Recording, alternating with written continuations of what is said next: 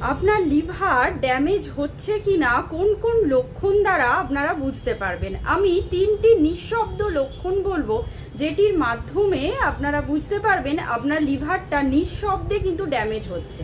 Number 1 হচ্ছে অস্বাভাবিক ক্লান্তিবোধ। সব আপনারা বুঝতেই পারছেন না যে কি কারণে আপনাদের ক্লান্তি আসছে।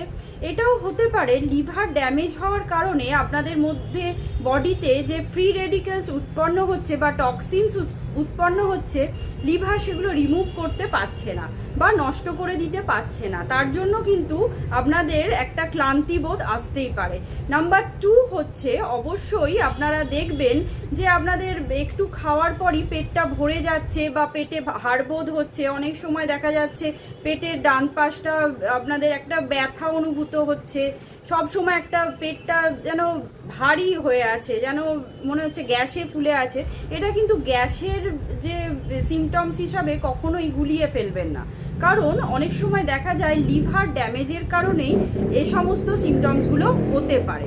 নাম্বার 3 হচ্ছে অবশ্যই আপনারা দেখবেন আপনাদের চোখের যে সাদা অংশ বা ত্বকের রং আপনাদের ইয়েলোইশ হয়ে যাচ্ছে কিনা, মানে হালকা হলুদ বর্ণের আস্তে আস্তে হয়ে যাচ্ছে কিনা, সেটাও কিন্তু একটা লিভার খারাপের লক্ষণ।